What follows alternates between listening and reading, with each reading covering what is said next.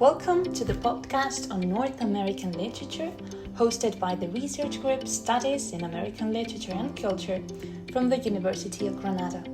I am Nuria Murcia Ballesta, student in the university, and today we've got a real treat. No, it's not just leftover symbolic lilacs or a Hemingway hunting anecdote. We are diving deep into a rather poetic face-off. Ernest Hemingway versus Walt Whitman and their perception of death. That's right, one's all about icebergs, regret, and stoic silence, while the other sings the body electric and probably hacks trees to connect with nature. I am thrilled to welcome our guest today, Alejandro Roman Rodriguez, whose academic essay managed the task of making death through nature sound, dare I say, almost comforting. Alejandro has been comparing the snows of Kilimanjaro and when lilacs last in the dooryard bloomed, and he's here to guide us through them. Welcome, Alejandro. Hi, Nuria. Thank you for having me. Very excited to talk about death today, in the most literary and optimistic way possible, of course. So, before we go deeper, I think it's essential to understand where both works come from. Because let's be honest, you can't fully appreciate a poem about lilacs or a story about dying in the African wilderness unless you know the world in which they were written. Alejandro, could you introduce the background of these two texts? Of course, let's begin with When Lilacs Last in the Dooryard Bloomed, written by Walt Whitman in 1865. It's an elegy, and a deeply personal one, mourning the death of the President Abraham Lincoln. But it's also much more than just a tribute. It's a reflection on national grief and the cyclical nature of life and death.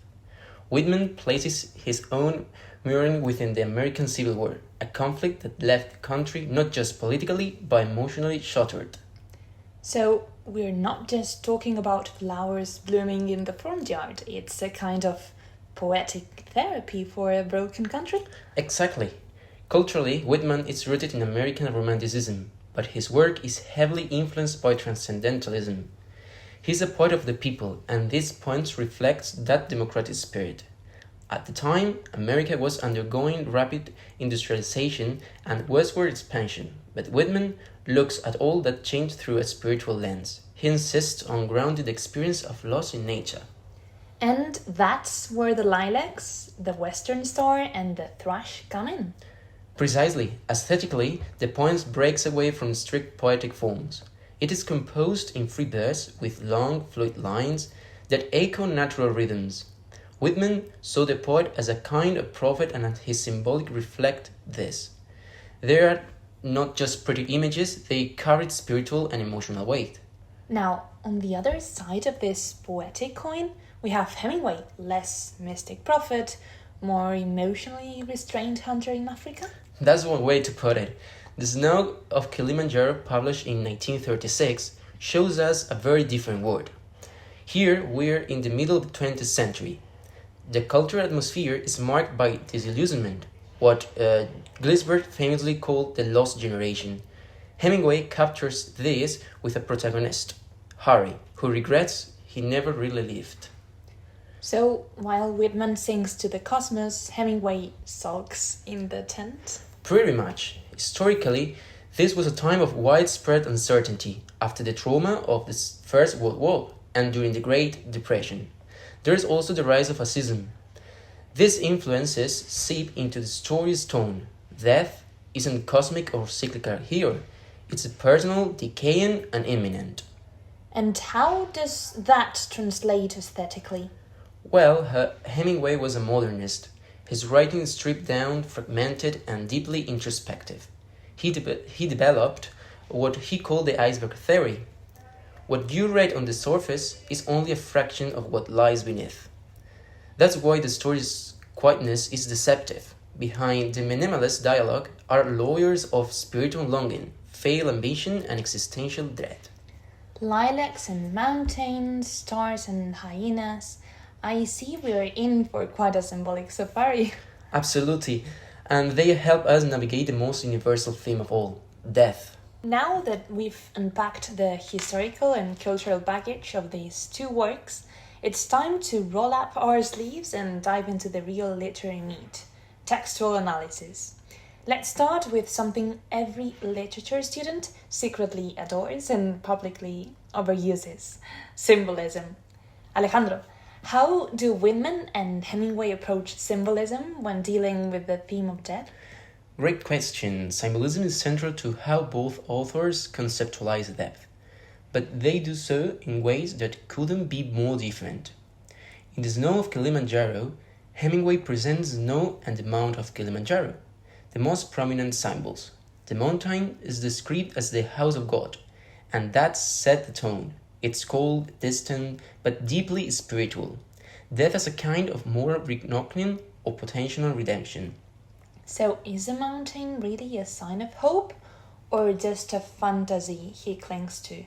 That's exactly the tension.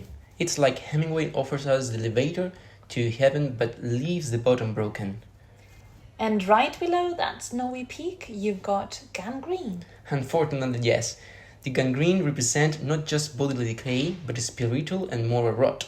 You can write your masterpiece or reach the house of God when your leg is literally rotting away.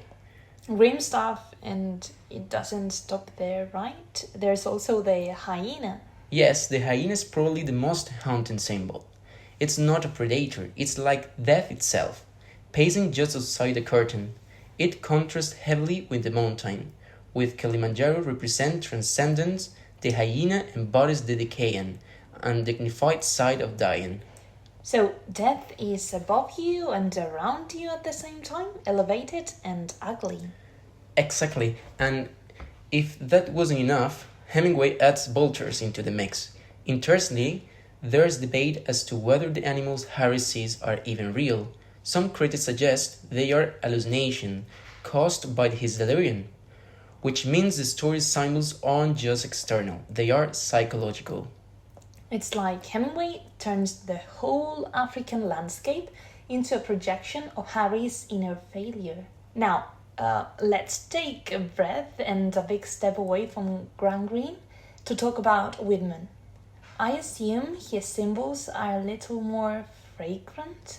Definitely. Whitman's work is a step in nature beauty and spiritual harmony. His primary symbols, the lilac, the western star, and the thirst, all contribute to the vision of death that's deeply reflected and even celebratory. Let's start with the lilac. What does it represent? The lilac is a symbol of remembrance and renewal. It appears every spring, so it ties grief to natural cycles, suggesting that death is part of something regenerative. For Whitman, it's also personal. He uses the lilac as a tribute to Abraham Lincoln, and by extension, to all those who died in the Civil War. That's such a contrast to Hemingway's physical decay. What about the Western Star? The Western Star often stands in for Lincoln himself, which symbolizes death following the brightness of day. But it's also cosmic. It elevates the individual's death to something universal. Some scholars even argue that Whitman intentionally emphasized the collective loss, not just one man. Interesting. And then there's the bird? Yes, it symbolizes intuition, meditation, and acceptance of death. It offers a kind of mystical comfort. Unlike the hyena, which represents panic, the thrush gently guides us toward a spiritual understanding of death. Even the clouds in Whitman's poem have a role, right? They do. Clouds in the poem symbolize mourning and gloom. They belong to a natural cycle of grief. Alright, so we've talked about hyenas, lilacs, and symbolic mountaintops, but now it's time to talk about something that really paints the picture: imagery. Alejandro, how do Hemingway and Whitman use visual language to help us see their ideas of death? This is where things get really striking, because while both authors use nature to illustrate death, they do so in such different tones and textures. In short, Hemingway confronts us with a stark contrast, the sublime and the grotesque. Meanwhile, Whitman uses imagery to create something more cyclical, serene, and almost cosmic. So it's like Harry is caught between two visuals, the road around him and the mountain he's never quite able to reach. Exactly, the imagery captures the inner tensions between spiritual transcendence and physical decay. The mountain becomes a projection of the values Harry once had, or wishes he had held. But now it's too late. So death in Hemingway's imagery is tied to failure as much as it is to nature. Right, it's not peaceful, it's unsettling and deeply personal. Even when the landscape is beautiful, it's also cold, isolated, and inescapably linked to decline. Okay, let's switch tones a bit. Tell us how Whitman handles death through imagery. Hopefully with fewer scavengers. Definitely fewer scavengers. Whitman's imagery is much more lyrical and holistic. He frames death as part of life's ongoing rhythm. For instance, his reference to the dooryard is a brilliant move. He takes something national and monumental, like Lincoln's assassination, and brings it into a domestic, an intimate space. That feels very intentional, like he's grounding national mourning in a place everyone can understand. Absolutely. Then there's the celestial imagery. It links Lincoln's death to the largest cosmos, suggesting that even this massive personal and political loss fits into a universal order. So, where Hemingway's nature isolates, Whitman's nature connects. Exactly, and Whitman also emphasizes springtime imagery. He ties the idea of Lincoln's death to rebirth and growth, suggesting that from national tragedy comes new life, even unity. That reminds me of how he uses the word here as this collective anchor, bringing everyone together in this shared grief. Yes, that's such a powerful detail. Here becomes a symbol of community. It's where individual mourning meets collective memory. The imagery is pastoral, personal, and patriotic. So, if we're comparing them, Hemingway's imagery reflects inner turmoil and fragmentation, while Whitman's paints a picture of spiritual and national continuity. Perfectly said. Hemingway gives us death as conflict, raw and unresolved. Whitman gives us death as a process, grieving but ultimately healing. We've covered symbols and painted landscapes with imagery, but now let's pay attention to how these stories are told. Because how you tell the story often matters just as much as what you're saying. So, how do Hemingway and Whitman use structure and voice to shape their distinct portrayals of death? That's a great question, and one that really highlights how differently these two writers think about storytelling. Starting with Hemingway, The Snows of Kilimanjaro is built around a fragmented narrative style. You'll notice the story is split between present-time action and flashbacks, often set apart in italicized sections. Right? Those italic flashbacks, they feel like we're dipping into Harry's private scrapbook of regrets. Exactly, the fragmentations mirrors his fractured state of mind, and those memories don't just offer background. They are full of meta-literary tension. Harry constantly reflects on the stories he had never wrote, the things he saved to write someday.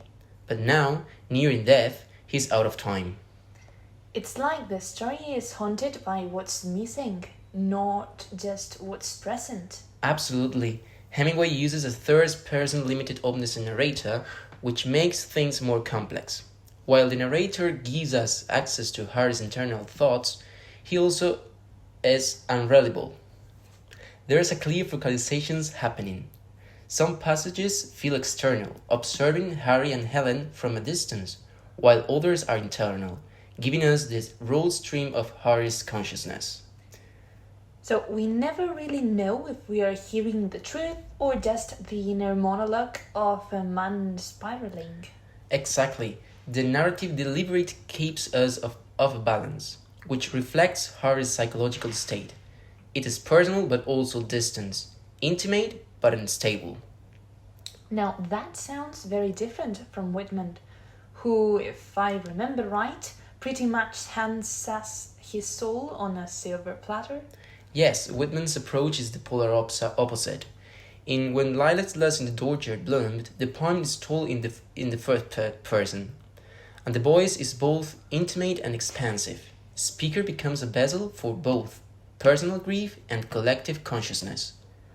And the structure of the poem reflects that openness, right?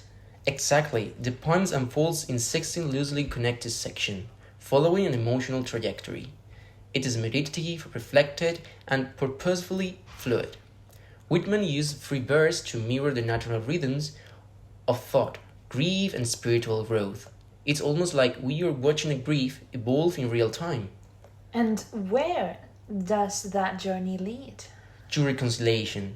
The poem starts with grief, moves through contemplation of nature and death, and ends with a kind of spiritual resolution. Whitman's transcendental vision is very present. They flow together in a cyclical way, much like nature itself. So while Hemingway's narrative is broken and internal, Whitman's is expansive and healing. In a narrower sense, one is fragmented by failure, the other is unified by transcendence. Good summary. We're almost at the end of this journey through grief, hyenas, and the poetic starlight. But before we close, let's take a look at what ties everything together.